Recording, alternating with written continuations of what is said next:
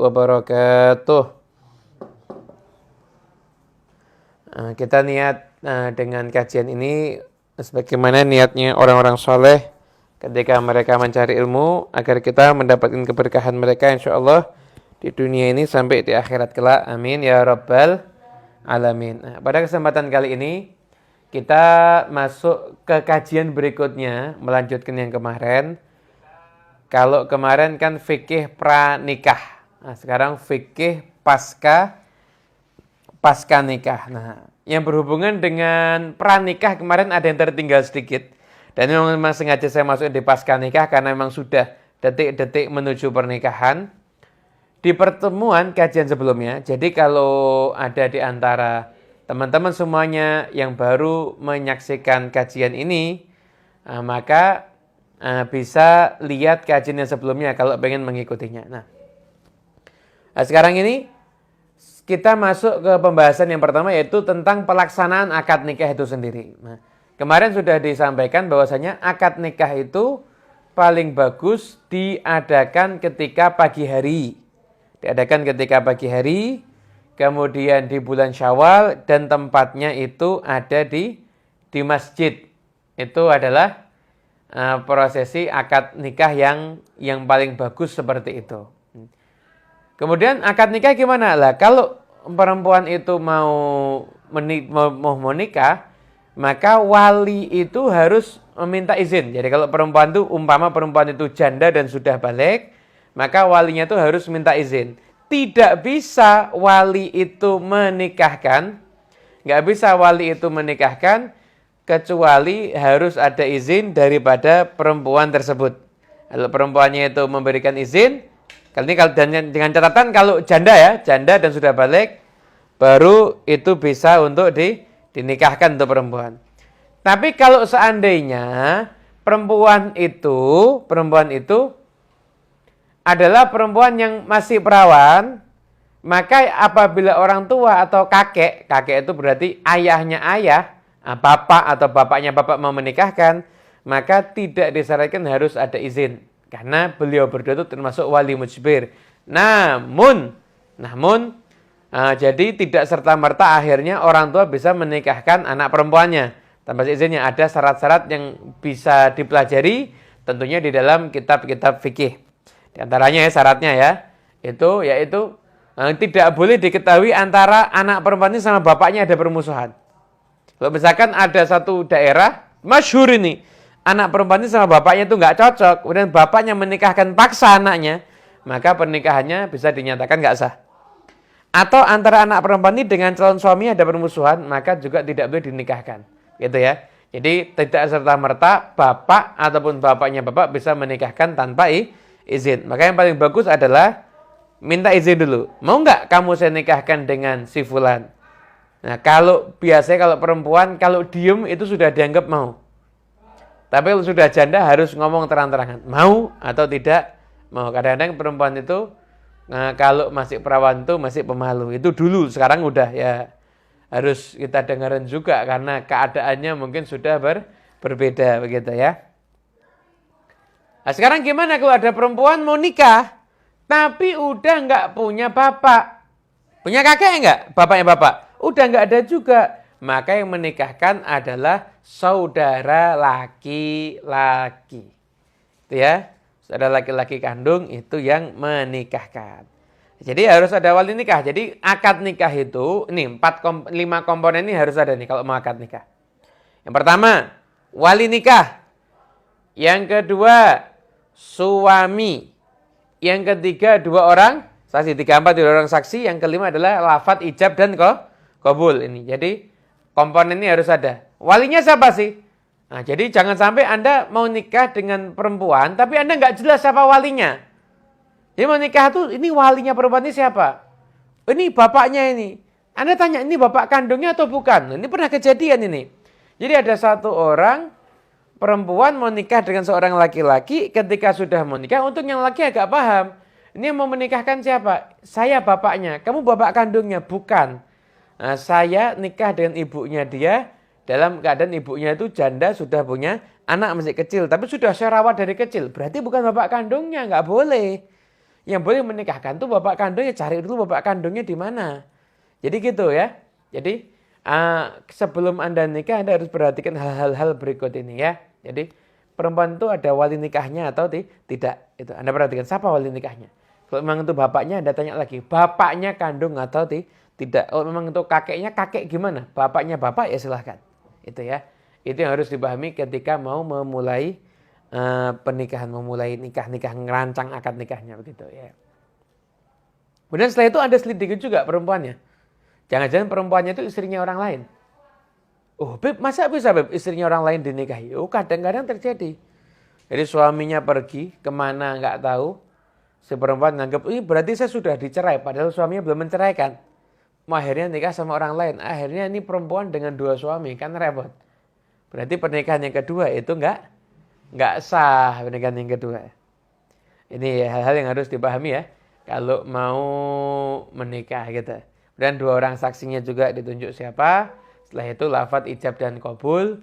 Nah, itu juga harus harus kalau perlu kalau belum bisa latihan dulu.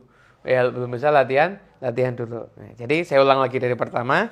Biar semakin runtut dan biar yang baru mengikuti semakin paham. Misalkan ini di hadapan saya ini ada Ustadz Hamid Al-Habsyi. Ustadz Hamid mau nikah dengan gadis pujaannya. Jangan ketawa-ketawa, Hamid. Ustadz Hamid mau menikah dengan gadis pujaannya ya. Nah, sebelum nikah Ustadz Hamid lihat dulu ini perempuannya siapa ini. Perempuannya ini jelas enggak? Jangan-jangan istrinya orang lain. Oh ternyata bukan istrinya orang lain, enggak pernah nikah kok. Kalau istrinya orang lain pun saya sudah dicerai. Anda tanya lagi. Umpamanya ya mau nikah sama janda. Saya sudah dicerai. Dicerainya kapan? Seminggu yang lalu. Enggak boleh, itu masih masa iddah berarti. Ya kan? Sudah dicerai Anda tanya. Cerainya kapan? Udah lewat dari masa iddah. Jadi perempuan itu yang masih ada ikatan pernikahan dengan laki-laki lain atau iddah dengan pria lain, maka tidak boleh dinikahi. Jadi calon istrinya amankan dulu calon istrinya. Setelah itu, yang pihak istri juga amankan dulu calon suaminya. Calon suaminya udah punya istri 4 atau belum? Jangan udah punya istri 4 mau jadikan istri kelima. Oh nggak boleh. Karena laki tidak boleh punya istri lebih dari 4. Atau suaminya beda agama. Oh nggak boleh juga. Jadi amankan dulu. Jadi suami istri ini aman dulu ya. Jadi di titik aman dulu. Secara syar'an suami sah untuk melaksanakan akad nikah. Perempuannya, wanitanya sah untuk dinikahi. Syar'annya dijalankan dulu. Nah, udah suami sah. Calon istri sah. Nah, sekarang kita lihat walinya perempuan ini siapa? Ada nggak bapaknya? Oh saya bapaknya. Bapak kandung? Oh enggak, ini dari kecil saya rawat. Oh berarti ya bapak angkat ya? Tidak bisa. Bapak angkat tidak bisa menjadi wali. Siapa bapak kandungnya? Ada nggak bapak kandungnya? Nggak ada, udah mati. Ya udah, bapaknya bapak. Ada enggak? Oh ada, yaitu jadi wali nikahnya. Bapaknya bapak sudah, misalkan udah mati atau sudah sangat tua banget, udah nggak bisa nih kalau nikahkan. Ya udah berarti saudara laki-laki kan kandung itu yang menikahkan gitu. Saudara laki-lakinya ada 3, ya nanti musyawarah lah siapa yang nikahkan. Tentunya kalau nikahkan dengan seizin yang lainnya juga ya. Itu yang ditunjuk untuk menikahkan. Begitu. Nah, kemudian setelah itu 2 orang saksi. Nah, memang kalau kita baca di kitab fikih, syaratnya wali dan 2 orang saksi ini harus orang yang adil. Orang adil dalam kitab fikih itu beda dengan pengertian adil menurut orang zaman sekarang ya. Jadi pengertian adil dalam kitab fikih itu adalah orang yang tidak pernah berbuat dosa besar dan tidak terus-menerus berbuat dosa kecil. Kira-kira zaman sekarang ada enggak orang yang kayak gitu? Ghibah itu ada yang mengatakan dosa besar. Orang yang enggak pernah ngerasain seumur hidup. Ada. Hampir enggak bisa ditemukan ya. Nah, makanya gimana? Makanya biasanya sebelum akad nikah itu ada khutbah. Di khutbah nanti dituntun orang untuk tobat. Orang mengucapkan tubna ilallah min jami'il ma'asi wa dhunub kabiriha wa saghiriha. Kami bertobat kepada Allah 3 kali. Kami bertobat dari semua dosa, dosa besar maupun dosa kecil, begitu ya. Astagfirullah, kami mohon ampun kepada Allah. Itu ketika mau memulai pernikahan. Itu ya. Kemudian setelah itu jadi wali ada, dua saksi ada, suami pas, istri bisa, akhirnya kumpul semua di satu tempat. Lebih bagus di masjid. Nah, setelah itu dimulai dengan khutbah dulu. Karena dulu Nabi Muhammad SAW sebelum menikahkan Fatimah dengan Sayyidina Ali bin Abi Thalib, beliau juga khutbah.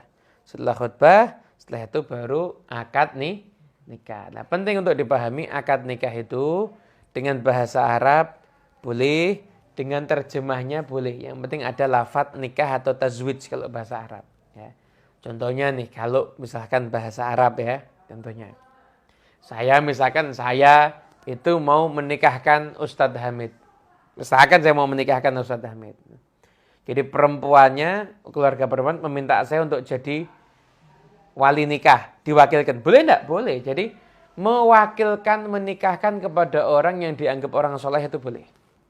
Boleh aja. Misalkan. Tapi saya ini belum punya anak perempuan. Saya punya anak perempuan. Anak perempuan saya mau nikah. Saya mau mewakilkan, ada orang yang saya anggap orang soleh. Saya wakilkan yang menikahkan orang soleh ini. Boleh aja. Tidak ada masalah gitu ya. Yang penting syarat dan rukunnya terpenuhi ya dalam bab nikah. Jadi umpama saya mau menikah ini pakai lafadz bahasa Arab ya. Saya mau menikahkan Ustadz Hamid. Saya menikahkan bismillah, walhamdulillah, wassalatu wassalam ala sayyidina Rasulillah, Sayyidina Muhammad ibni Abdullah wa ala alihi wa sahbihi wa man wala. Ya Hamid bin Abdullah al-Habsyi, uzawwijuka ala ma amarallahu bihi min imsakin bil ma'rufin aw tasrihin bi ihsan. Ini pembukaan dulu. Saya itu nanti salaman. Praktek nek perlu, Bet. Ada maju praktek tapi jangan ya. Nanti akhirnya minta dinikahkan beneran repot deh. Akhirnya salaman. Ini biar ini kan fikih ya, ini biar gamblang salaman. Ya Muhammad Hamid bin Abdullah al-Habsyi, zawwajtuka ankahtuka mahtubataka fulana bintu fulan bimahri kada umlah Indonesia halan. Langsung Hamid tidak boleh kepanjangan, harus langsung jawab qabiltu tazwijaha wa nikaha bil mahril madhkur. Lah umpama Ustadz Hamid mau agak nyelenes, halan langsung Allahu Akbar adzan dulu baru jawab, ya tidak sah. Kenapa? Jedanya terlalu panjang. Atau sebelum jawab, saya mau izin mau qiraah dulu, langsung ngaji, baca Fatihah 41 kali, ya tidak sah, panjang. Jadi harus segera, gitu ya. Ini kan, ini Mas Juan sama Mas Sigit kan punya anak perempuan ini. Nanti kan mau jadi wali nikah insyaallah ya. Itu, begitu halan langsung Ustadz Hamid jawab, qabiltu tazwijaha wa nikahaha bil mahril madhkur. Sah. Udah, itu nanti ada yang bagian doa. Paham ya? Ini fikih ketika akad nikah. Itu. Nanti yang mau nanya bisa tanya ke Mas Juan ya, ke admin. Saya tidak janji jawab semua pertanyaan ya. Mohon maaf, saya tidak janji menjawab semua pertanyaan. Karena kemarin aja itu ada 100 lebih. Pertanyaan yang masuk itu ada 100 lebih. Kita suruh jawab semuanya. Ya mohon maaf, selesainya bisa Senin yang akan datang nanti. Itu ya.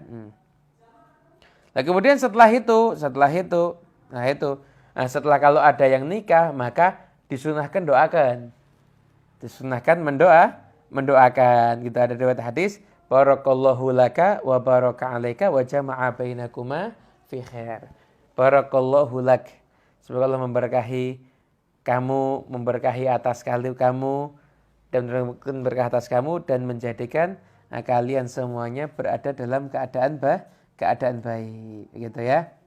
Nah saya itu dan nikah itu jangan siri, jangan sembunyi-sembunyi, tapi disunahkan idharun nikah, yaitu ditampilkan, disiarkan nikah itu ya. Lah kan masa pandemi kan dibatasi tetap ikuti aturan pemerintah, dibatasi. Kemudian setelah itu duduknya berjarak, tapi yang jelas pengumuman nikahnya itu ada. Jadi sudah jelas Fulanah itu istrinya Fulan. Karena Nabi SAW beliau bersabda, "A'linu hadzan nikah." Umumkanlah pernikahan ini. Gitu. Nah, ketika sudah terjadi satu pernikahan, maka disitulah terjadi ada hukukuz zaujain. Ada hak-haknya suami dan juga ada hak-haknya istri. Ya, bagaimana? Suami punya kewajiban membayar haknya istri, istri punya kewajiban membayar haknya suami. Apa haknya suami? Haknya suami adalah ditaati perintahnya. Dan setelah itu dilayani keperluannya. Utamanya keperluan biologis. Kemudian setelah itu juga haknya istri itu adalah dinafkahi oleh suaminya. Diberikan kehidupan yang layak. Selain nafkah-nafkah yang secara zahir, maka suami pun juga harus memberikan nafkah batin. Nafkah batin itu diantaranya adalah rasa kasih sayang. Itu juga harus ada itu ya. Harus diberikan oleh suami kepada istrinya. Nafkah batin itu gimana? Rasa kasih sayang. Beda satu pendidikan agama. Nah, jangan sampai istrinya dibiarkan nggak ngerti agama. Jangan tuh suami nggak benar itu. Istrimu juga harus ngerti agama. Kenapa? Karena ketenangan hidup itu akan didapati ketika orang itu punya pemahaman agama yang bagus. Orang yang hidupnya tenang itu adalah orang yang punya keyakinan kepada Allah Subhanahu wa ta'ala. Orang yang nggak punya keyakinan kepada Allah, maka sampai kapanpun juga hidupnya nggak akan tenang. Jadi orang udah yakin sama Allah hidupnya tenang. Ngapain sih ya semua yang ngatur Allah kok? Itu ketenangan hidup. Masa nggak kepengen istri-istri kita punya ketenangan hidup? Kan kepengen. Makanya ajarin istri-istri kita itu ilmu agama itu termasuk ke nafkah batin. Perasaan kasih sayang, kebutuhan biologis dan lain sebagainya. Gitu. Kemudian setelah itu, ketika sudah berumah tangga, maka masing-masing itu harus mewujudkan rumah tangga yang sakinah, mawaddah, warahmah. Sakinah, mawaddah, warahmah, ulama punya definisi yang berbeda-beda. Jelas maknanya, sakinah itu adalah ketenangan, mawaddah itu adalah kasih sayang, rahmah itu lebih kepada pandangan secara kasihan. Ada yang menyatakan mawaddah itu biasanya karena fisik. Ya, karena fisik. Jadi mawaddah itu muncul karena fisik. Karena memandang fisiknya. Karena memang sebelum nikah kan disunahkan lihat kan. Jadi karena senang menenangkan hati itu mawaddah. Namun ketika sudah semakin tua maka rahmah itu yang menjadi sebab suami istri itu saling kasih sayang. Jadi kalau mau mewujudkan sakinah, mawaddah, warahmah itu gini loh ya. Ini gambaran awam aja ini ya. Kalau Anda berada di dekat pasangan Anda merasakan tenang. Kemudian ketika Anda memandang pasangan Anda merasa ada rasa kasihan. Ada timbul rasa ingin menyenangkannya, membahagiakannya. Begitu juga sebaliknya, maka berarti sudah ada sakinah, mawaddah, warahmah, itu aja ya. Jadi ini ringkasan dari tafsir-tafsir yang pernah kita baca tentang makna litaskunu ilaiha wa ja'alna, dan litaskunu ilaiha agar ada ketenangan dan agar ada antara suami dan istri ini mawaddah atau warahmah. Sehingga sering disingkat samara, sakinah, mawaddah, warahmah itu tadi kurang lebih maknanya begitu. Jadi ketenangan batin itu ada ketika berada di dekat pasangan, kemudian ketika memandang pasangan itu ada rasa kasihan gitu loh. Loh, pasangan saya nggak menderita kok saya kasihani loh. Orang cinta itu ada rasa kasihan, ini sudah berjuang membahagiakan saya. Nanti yang istri memandang suami begitu, ini udah cari nafkah, capek, dia menjadi imam yang baik. Nanti yang suami memandang istrinya juga kasihan istri saya, capek ngurusin anak. Kalau ada rasa kasihan itu tandanya ada rasa mahabbah di situ ya. Ada rasa mahabbah. Dan setelah itu ada rasa ingin saya harus bisa membahagiakan suami saya atau saya harus bisa membahagiakan istri saya. Itulah terjemah daripada sakinah mawaddah warahmah. Itu yang terbaca dari kitab-kitab tafsir tentang permasalahan ayat yang berhubungan dengan litaskunu ilaiha dan seterusnya ila akhiril ayat. Kurang lebih seperti itu. Nah, teman-teman semuanya yang dimuliakan Allah Subhanahu wa taala ataupun yang hadir mengikuti kajian offline yang ikut langsung ini kan ada teman-teman tim IT kita. Kemudian setelah itu yang online kan juga ada yang dari yang lain-lainnya. Jadi tentang masalah mewujudkan rumah tangga yang baik itu satu ilmu yang sangat penting. Nah, mohon maaf, kadang-kadang kita ini fokus energinya mikir resepsi. Bagaimana resepsinya itu jadi resepsi yang indah, tapi nggak fokus bagaimana rumah tangga setelahnya menjadi rumah tangga yang indah. Nah, ini juga satu hal yang harus dipikirkan nih, rumah tangga yang indah. Gitu. Saya sering menyampaikan di banyak kajian, saya sering menyampaikan begini. Nikah itu nggak wajib. Nikah itu nggak wajib. Orang nggak nikah, dosa apa nggak? Enggak. Ini umpama Ustaz Hamid memilih jalan seperti Imam Nawawi, nggak nikah umpama. Nggak dosa. Tapi kan nggak mau. Kan nggak mau kan, Ustaz? Nggak mau ya. Menikah juga Ustaz Hamid ini. Kan nggak mau. Tapi umpama mau menempuh jalan kayak Imam Nawawi, nggak nikah. Nggak dosa. Nggak dosa. Tapi kalau kamu sudah memutuskan kamu mau menikah, maka kamu wajib menciptakan rumah tangga yang sakinah mawaddah warahmah. Gitu. Ini perlu dibuat meme juga, Mas. Menikah tidak wajib. Namun yang memilih untuk menikah wajib menciptakan rumah tangga yang sakinah mawaddah warahmah. Kenapa? Karena kalau kamu berani menikah, tapi kamu nggak mau mewujudkan sakinah mawaddah warahmah, maka kamu menyakiti banyak orang. Istri bisa menyakiti suami, suami bisa menyakiti istri. Betul apa enggak? Saling menyakiti, haram apa enggak? Haram. Kemudian yang terjadi apa? Kalau sampai terjadi, maaf, naudzubillah min dzalik, perceraian. Ya Allah, naudzubillah min dzalik. Betapa banyak yang terimbas daripada perceraian itu. Betapa banyak yang terimbas daripada perceraian itu.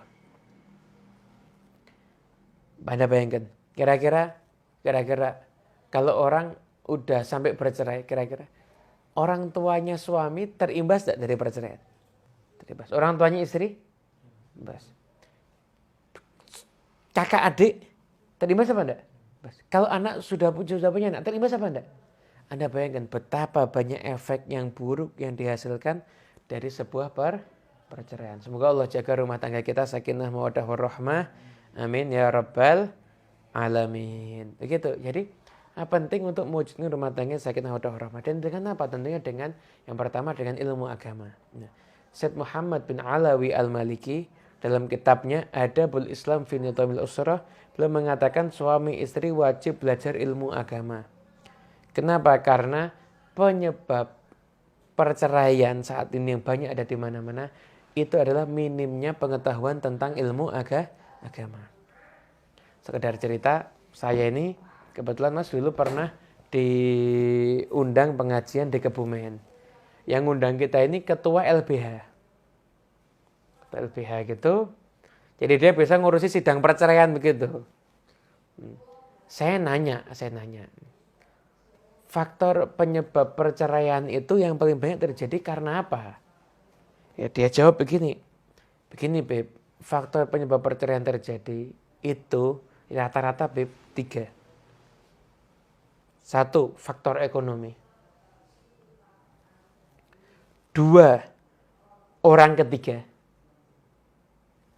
Faktor yang ketiga apa? Tren.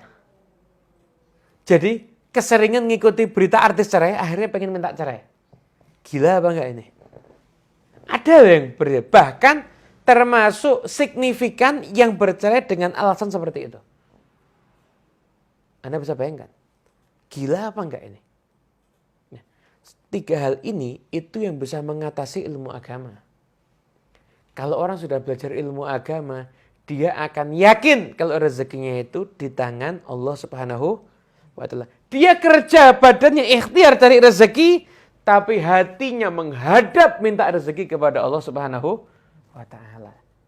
Ilmu agama ini yang ngatur, yang ngajarin, yang akan mengarahkan orang begitu ilmu agama.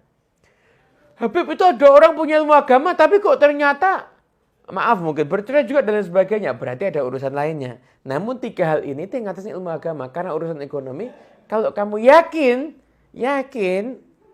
kepada Allah Subhanahu wa Ta'ala, maka insya Allah enggak akan urusan ekonomi berujung kepada perceraian. Na'udzubillah min dzalik.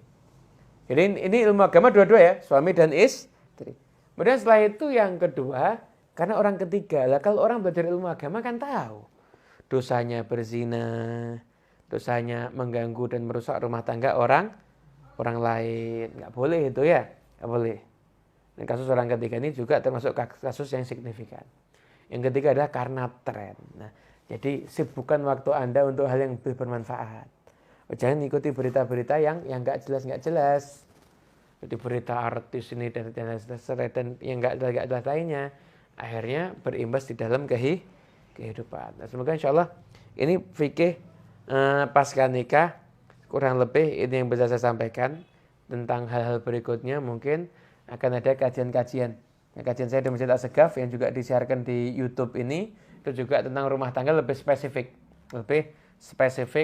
lagi. Nah, sekarang untuk pertanyaan-pertanyaan yang masuk silahkan bisa ditanyakan ke admin Ngaji Senin. Admin Ngaji Senin ke Mas Juan.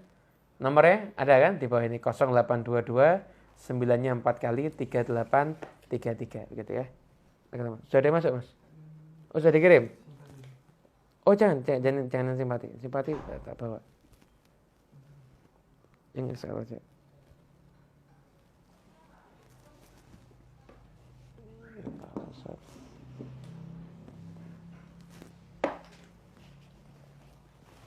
Ya, kita lihat pertanyaan-pertanyaan yang masuk. Yang nanya disebutkan ya.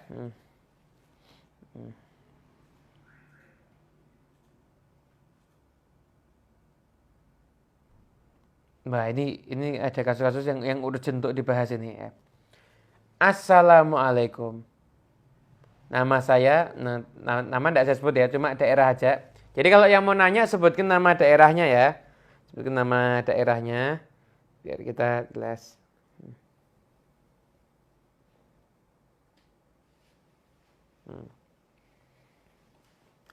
Assalamualaikum, saya dari Jakarta Utara. Bagaimana kalau sudah terjadi dinikahkan dengan ayah tiri?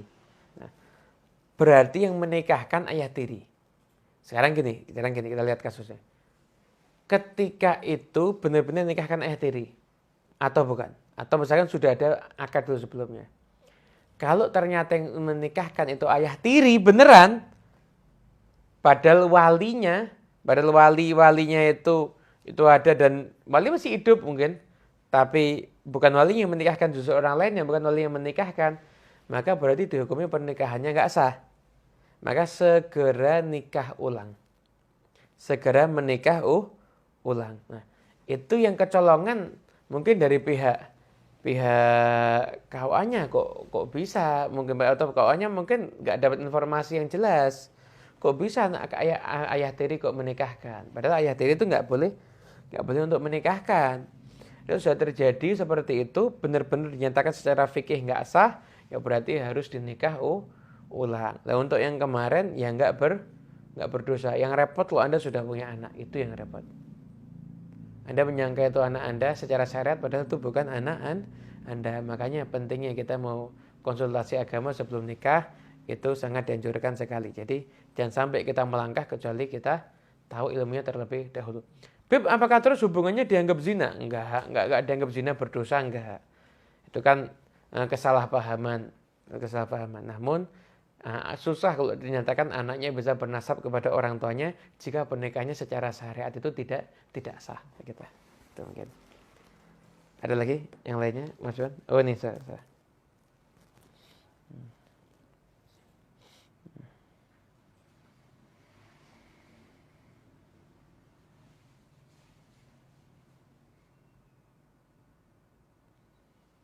Oke.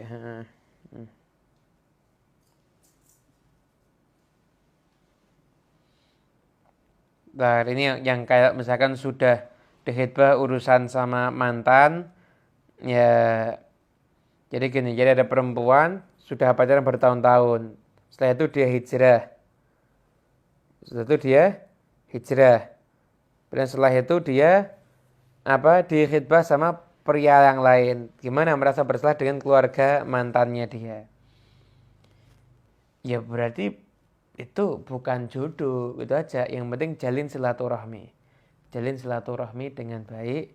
Paling tidak Anda kirim WhatsApp, Anda minta doa. Perkara nanti responnya gimana, yang jelas Anda sudah menjalankan tugas Anda untuk melakukan kewajiban. Assalamualaikum, mau nanya, ada teman saya perempuan, dia sebentar lagi mau nikah. Tapi dia tidak punya perasaan sama si calon. Lalu si calon tersebut bertato. Hukumnya apa ya? Lah inilah repotnya. Lah kalau memang mau Anda sudah bersedia untuk dinikahkan, ya harus dengan orang yang memang Anda cinta dong. Orang yang dengan Anda cintai. Kalau Anda nggak cinta, gimana mau mewujudkan sakinah mawaddah warahmah? Tapi kalau Anda punya alasan lain, kayak misalkan saya ngikuti orang tua, insya Allah ini adalah yang terbaik. Ya silahkan, tidak apa-apa ya. Nanti siapa tahu cinta itu akan muncul. Cinta itu akan muncul setelah Anda hidup bersama, melihat kebaikan-kebaikan akhlak daripada suami Anda. Gitu. Dan satu, gimana suami yang bertato? Orang bertato, ya bertato itu membuat tato itu hukumnya haram. Kenapa? Karena tato bisa menghalangi di antara keharaman sebab keharamannya, karena tato bisa menghalangi sampainya air ke kulit. Tato itu bisa menghalangi sampainya air ke kulit. Jadi kalau mandi besar kan nggak sempurna. Namun untuk menghilangkan tato kalau harus disetrika, menyakiti diri sendiri juga hukumnya haram. Gimana ya udah tobat. Asalkan pakai tato tapi sudah tobat, insya Allah bisa jadi imam yang baik selama dia benar-benar mau berjalan yang lurus gitu juga ya. Nggak ada jaminan, kadang-kadang yang tato sudah bertobat dia lebih baik daripada yang mungkin kelihatan religius tapi ternyata akhlaknya bisa jadi kurang baik. Jadi itu bukan jaminan ya. Jadi jangan khawatir. Gitu. Kemudian Assalamualaikum. Hamba Allah dari Palembang. Bagaimana hukumnya melayani suami dengan video call? Karena kerja di luar kota sehingga berjauhan. Mohon pencerahannya. Maaf ya. Ini kalau ada yang anak kecil yang ikut nonton mungkin bisa ditutup telinganya bentar ini. Oh enggak, Mas Bilal sudah gede Mas. Jadi kalau orang itu onani dengan tangannya istri itu boleh. Tapi kalau misalkan suami istri berjauhan, kemudian suami onani dengan tangannya sendiri, maka itu hukumnya haram, nggak boleh ya. Itu hukumnya nggak boleh. Jadi asalkan melayani hanya misalkan video call, lalu suami akhirnya syahwat tanpa onani, kemudian suami akhirnya kemudian keluar sperma, maka itu tidak ada masalah karena istrinya sendiri. Tapi kalau suami ada onani dengan tangannya sendiri, maka itu enggak boleh. Tapi kalau suami istri yang mengonanikan suaminya dengan tangannya istri, maka itu boleh-boleh saja, tidak ada masalah. Mohon maaf, bukan vulgar tapi karena ini fikih, saya harus menyampaikan begini ya.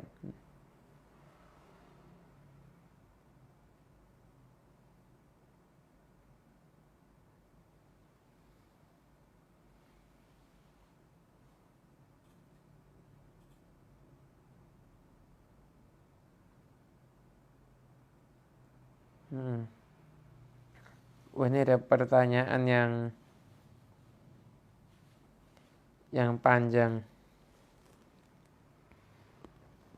Nah, saya ini aja. Saya bacakan. Jadi gini, ada seorang yang ahli ilmu agama, ngerti agama.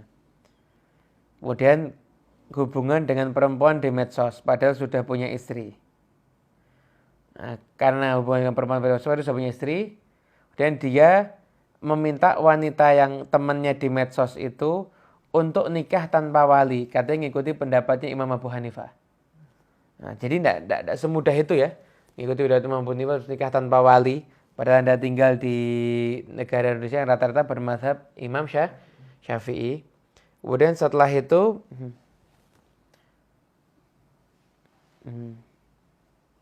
akhirnya tidak adalah pernikahan dan orang tua wanita itu tidak mengetahui pernikahan itu. Gimana tentang masalah ini? Jadi saya menyampaikan yang pertama, untuk Anda yang mengetahui ilmu agama, tentunya jangan gunakan ilmu agama Anda untuk memenuhi syahwat Anda. Maaf, karena takutnya di kemudian hari jadinya nanti malah kurang baik. Yang pertama. Yang kedua, untuk yang mau poligami silahkan. Kita tidak mau menyatakan poligami itu haram. Tapi Anda harus tahu bahwasanya di dalam setiap keputusan yang Anda ambil itu pasti akan ada resikonya. Ada resikonya gitu loh. Jangan sampai Anda akhirnya melangkah tapi Anda melupakan resikonya. Jadi pikir baik-baik sebelum melangkah. Yang ketiga, bagaimana dengan mencampur adukkan mazhab untuk masa pernikahan tadi. Ini secara mazhab ini jadi perempuan itu bisa menikahkan dirinya sendiri tanpa wali dan lain sebagainya. Kemudian satu caranya begini begitu dan lain sebagainya. Mohon maaf. Jadi Anda wahai para perempuan jangan mau dinikah dengan model begitu. Anda kalau dinikah pakai mazhab Imam Abu Hanifah. Setelah itu orang yang menikahi Anda kemudian menghamili Anda. Anda punya anak Anda tuh jadinya nanti bisa khilaf loh. Ini anak kamu, ya menurut Imam Abu Hanifah ini anak saya, menurut Imam Syafi'i ini bukan anak saya. Apa enggak repot Anda nanti begitu urusannya? Hati-hati, jangan mau dinikahi dengan cara-cara yang begitu. Takutnya di kemudian hari nanti jadinya kurang baik. Jadi pikirkan baik-baik sebelum melakukan hal-hal yang seperti ini. Saya tidak mau menyatakan ini hukumnya haram dan sebagainya karena Anda orang alim, Anda tahu apa yang Anda lakukan. Tapi saya mau menyampaikan bahwasanya pikir baik-baik, pikir ke depan, pikir masa depan, jangan hanya pikir kesenangan sesaat. Ini ada hukumnya berpoligami tapi pihak istri dan keluarga belum merestui. Tadi sudah saya jawab. Assalamualaikum. Bagaimana kalau calon suami kita agamanya minim, ngaji belum lancar? Untuk yang nanya seperti ini ya, dari daerah mana? Kalau memang Anda ikuti proses yang kemarin, Anda ikuti fikih berantikan, Anda ikuti. Anda istikharah musyawarah. Kalau memang dia itu orang yang pengen berusaha jadi baik, ya Anda terima. Sambil nanti dia menikah sambil belajar. Yang itu aja. Nanti dia sudah bisa baca Fatihah aja, udah bisa jadi imam buat istrinya. Itu bisa jadi imam buat istrinya. Ada lagi mas? Kemudian pernikahan padahal sudah hamil. Ini ya. Pernikahan padahal sudah hamil. Pernikahan padahal sudah hamil. Bagaimana hukumnya orang yang hamil duluan kemudian dinikahkan? Jadi ada perempuan, maaf ini sering terjadi. Hubungan di luar nikah. Si perempuan itu kemudian hamil. Si perempuan ini kemudian hamil. Perempuan ini kemudian hamil. Setelah itu dinikahkan. Apakah nikahnya sah? Nikahnya hukumnya sah, tapi hukumnya haram. Sah, tapi hukumnya haram. Kenapa kok haram? Karena bisa terjadi kerancuan nasab. Ketika perempuan ini hamil dan hamilnya ini dari hubungan di luar nikah, perempuannya tahu, yang laki juga tahu, dan satu dinikahkan, maka jangan dianggap kalau punya anak ini bernasab kepada si bapak. Enggak. Kenapa? Karena anak ini lahir daripada hubungan yang haram. Dan keduanya sama-sama tahu, walaupun itu bisa disiasati. Misalkan itu kalau sudah nikah, kemudian sekian bulan, kemudian baru lahir, itu kan bisa bernasab. Tapi ini kasusnya Anda sudah tahu kalau itu hamilnya dari di luar nikah, maka anak itu nggak bisa bernasab. Begitu. Jadi mau dinikahkan itu sah, tapi hukumnya haram. Tapi yang jelas wajib ditutup aibnya. Wajib untuk ditutup aibnya. Jadi jangan terus karena haram terus harus dibuka aibnya. Enggak, tutupi aibnya serapi mungkin. Mungkin. Nah, setelah itu nanti baru dinikahkan boleh. Atau kalau terpaksa dinikahkan dalam keadaan hamil, terpaksa bahwasanya ini bisa terjadi aib dan sebagainya yang akan ada madarat besar, ya udah gimana lagi. Itu ya. Mudah jelas. Ya insyaallah enggak ada kasus-kasus seperti inilah insyaallah.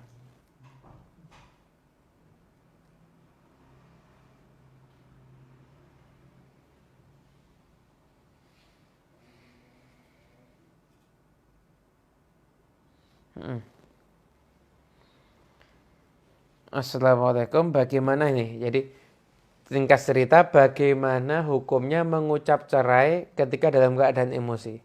Nah, lafat-lafat talak itu bahaya. Jangankan emosi, bercanda aja jadi kok lafat talak itu. Umpama. Ada orang ketemu sama teman lamanya. Hei bro, gimana kabarnya? Oh baik, alhamdulillah. Gimana kabar istrimu? Sudah saya talak 1 kok. Bercanda dia. Umpama ini bercanda dia. Itu jatuh talak gitu. Bercanda itu. Jadi talak itu bukan kalimat mainan.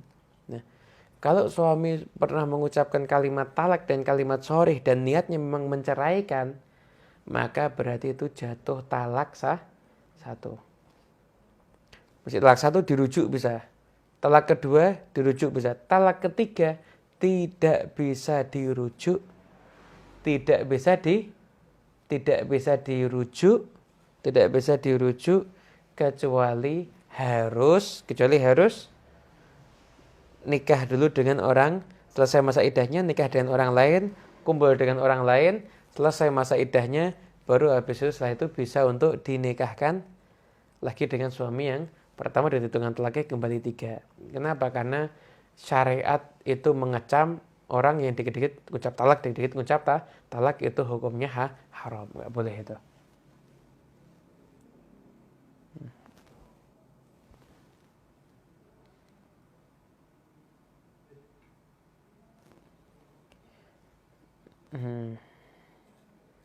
Assalamualaikum, saya sudah 1 tahun lebih menikah, tapi tidak merasa samara karena saya dulu tidak diberi kesempatan melihat istri saya. Bagaimana, Beb? Saya tidak menganjurkan Anda untuk bercerai, ya Mas. Tapi Anda sekarang belajarlah mencintai istri Anda. Belajarlah melihat sisi kelebihannya. Belajarlah melihat sisi kebaikannya. Dan Anda harus berpikir, kalau Anda berpisah, belum tentu Anda mendapatkan yang lebih baik daripada yang ada sekarang. Jadi jangan berpisah. Tapi temukanlah sisi kebaikannya. Mungkin ada hikmah Allah menjadikan Anda berjodoh dengan dia yang hikmah itu mungkin saat ini belum Anda ketahui. Jadi saran saya tetap melanjutkan hubungan pernikahan Anda dan tetap cari bagaimana agar mewujudkan cinta di antara rumah tangga itu ya.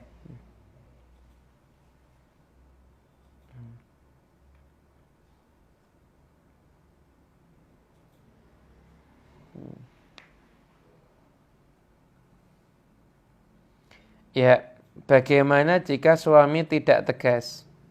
Jadi kalau ada permasalahan dengan ipar-ipar, jadi suaminya kok diem tidak membela dan lain sebagainya. Gini. Jadi memang sebaiknya itu kalau memang kondisi memungkinkan, kalau bisa itu ketika selesai menikah ya tinggal sendiri. Suami istri itu tinggal sendiri. Itu lebih aman. Tapi kalau misalkan tinggal bareng-bareng juga aman, ya tidak ada masalah. Gimana kalau seandainya ada permasalahan dengan ipar-ipar dan lain sebagainya terjadi, cekcok dan lain sebagainya, maka suami harus bersikap bijaksana. Iparmu saudaramu, betul, saudara kandungmu, oke. Tapi istrimu juga amanatmu. Lah bagaimana suami itu bijaksana? Memang jadi suami tidak harus membela salah satunya, namun suami ketika itu harus bisa meredamkan. Tidak ada catatan suami diam. Tidak ada apa. Nanti setelah itu suami, misalkan suami memandang istrinya ada salah, sampaikan, kamu harusnya begini-begini dan lain sebagainya. Main salah iparnya juga harus dibilangin. Memang tidak harus nasihatin istri di depan ipar, nasihatin ipar di depan istri. Itu jadi tambah permusuhan lagi. Jadi ketika ada konflik, Anda jadi yang menenangkan. Stop. Nggak boleh ada yang bicara. Satu, biarkan istri Anda tenangkan. Satu, ipar juga Anda sampaikan. Kenapa? Apa sih problemnya? Apa problemnya? Saudara-saudara Anda, apa problemnya? Kalau memang ada yang kurang bagus, Anda nasihati. Jadi, jadilah penengah gitu loh. Jadilah apa? Penengah. Lah istri yang bijaksana juga jangan harap suaminya jadi kompor. Suami itu harus bela istrinya. Loh, lihat dulu, suami itu harus bijaksana. Harus bijaksana. Kalau istrinya salah, bukan dibela, tapi diluruskan. Tapi meluruskan istri tanpa mengurangi kehormatan istri dan harga diri istri di depan saudara ataupun mertua dan yang lain sebagainya. Nih, saya kasih contoh. Ini gini nih, ada permasalahan sepele tapi bisa panjang. Saya kasih contoh ya. Seorang suami di tengah. Istrinya, anggap istri di kanan, saudarinya atau mertuanya di kiri. Ini ribut. Ini. Suami langsung menengahi, stop. Keributan harus di stop saat itu juga. Stop. Cukup. Istrinya diamankan, yaitu saudaranya juga diamankan. Tanya saya tuh, menanya dulu ke istri, kenapa kok bisa begini? Lalu suami bisa menilai, oh berarti istri saya mungkin kurang bijaksana di sini. Sampaikan. Yang depannya keluarga, yang ini kalau nasihatin. Saya tuh datengin yang ini. Kenapa kok harus marah sama istri saya? Kenapa harus marah sama istri saya? Apa yang membuat kamu marah? Anda nanti bisa lihat, oh ternyata ini yang salah. Anda sampaikan. Jadi begini loh, maksudnya begini dan sebagainya. Sudah damai, Anda temukan, temu bukan untuk klarifikasi, tambah repot. Temu itu adalah untuk islah. Gitu. Klarifikasi itu tugasnya suami. Itu yang harus dilakukan suami. Anda yang saudara-saudari suami, jangan harap suami membela Anda. Istri jangan anggap suami membela dia. Tapi berharaplah suami Anda bersikap bijaksana, yaitu menjadi penengah dari segala macam konflik. Gitu. Nah, setelah itu, hindari hal-hal yang bisa mendatangkan konflik. Ini bakal konflik apabila umpamanya istri saya dengan saudari-saudari saya sering masak bareng. Ya udah nggak usah masak bareng lagi. Masak bareng rebutan bumbu misalkan. Ya udah nggak usah masak bareng lagi. Ya udah, jadi yang bisa mendatangkan potensi konflik itu yang dihilangkan. Gitu ya.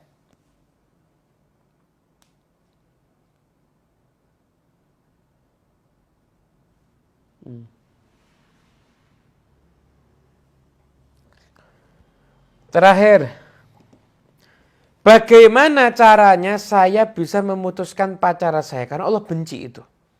Tapi saya sayang sama orang itu dan saya berharap dia jadi imam saya. Cuma dia belum ada rencana menikahin saya.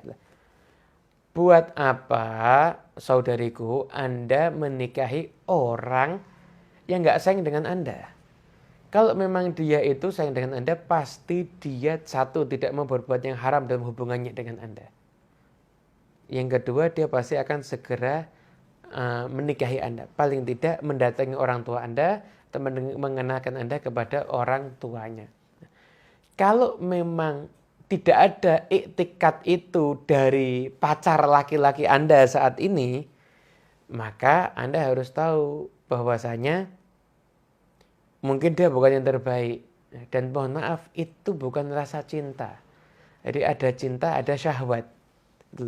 Cinta itu kalau sudah kumpul, lihat akhlaknya, lihat kebaikannya, itu cinta. Tapi kalau baru selera, anak muda, WhatsAppan, ngerayu pinter, misalkan pinter gombal, bukan cinta, itu namanya syahwat. Nah, jangan sampai syahwat itu menguasai perasaan sehingga mengalahkan pikiran dan logika. Anda mungkin berhak mendapatkan yang lebih soleh daripada calon Anda saat ini. Begitu. Jadi gimana? Putuskan aja. Tidak akan ada keberkahan di dalam hubungan yang di situ tidak diridhai oleh Allah Subhanahu wa taala. Habib, saya pacaran umpama nih. Habib, saya pacaran dan saya serius mau menikahi pacar saya itu. Maaf pacaran kalau mau disyariatkan itu tidak bisa. Tapi saya mau bahas hubungan Anda, bukan pacaran, hubungan Anda. Anda cinta sama satu perempuan. Betul saya cinta. jangan Anda langgar aturan Allah kepada perempuan itu. Anda berduaan, Anda menyentuh badannya, Anda ngapa-ngapain dengan dia, itu haram. Anda jangan langgar aturan Allah dalam hubungan Anda dengan perempuan itu. Satu. Yang kedua, kenalkan perempuan itu kepada orang tua Anda, dan Anda datang ke orang tuanya. Itu. Satu. Yang ketiga, batasi komunikasi Anda dengan dia. Jangan berkomunikasi kecuali dengan penting. Kalau Anda belum siap nikah, dan dia memang siap menunggu Anda, maka jaga perasaan masing-masing, salinglah mendoakan di sepertiga malam. Gitu ya. Sepertiga malam juga ini judulnya. Malam ya Rabbi Allah, memang dia yang terbaik untuk aku, maka segerakanlah pernikahan kami dalam keadaan yang terbaik, dalam keadaan engkau ridho kepada kami semuanya. Itu yang paling baik. Jadi bukan pacarannya hukumnya syariat. Di pacaran yang syariah gimana? Tidak ada. Tapi Anda cinta sama orang perempuan, ya caranya seperti tadi itu. Itu ya. Mudah-mudahan barokah manfaat. Saya rasa cukup. Pertanyaan ini kalau dituruti ya tidak selesai-selesai. Insya Allah. Terus tinggal selesai. Insya Allah semuanya mendapatkan rumah tangga yang sakinah, mawaddah, warahmah. Amin ya rabbal alamin. Al-Fatihah bil qabul wa al-iqbal sul ahwal an yaftah alaina lakum futuhal arifin bi faqihna yakum fi din wa alimna wa iyyakum muta'awil wa hdina wa iyyakum ila sawa'i sabil. Rabbana hab lana min azwajina wa dhurriyyatina qurrata a'yun waj'alna muttaqina imama. Rabbana atina fid dunya hasanah wa fil akhirati hasanah wa qina adzabannar. Wa sallallahu alaihi rabbil alamin bi sirril Fatihah.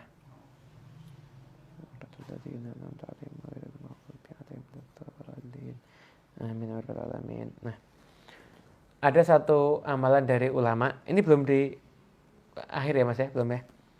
Ada satu amalan dari ulama. Saya banyak dengar dari orang-orang soleh mengajarkan kalau kepengen rumah tangganya dijaga sakinah mawaddah warahmah.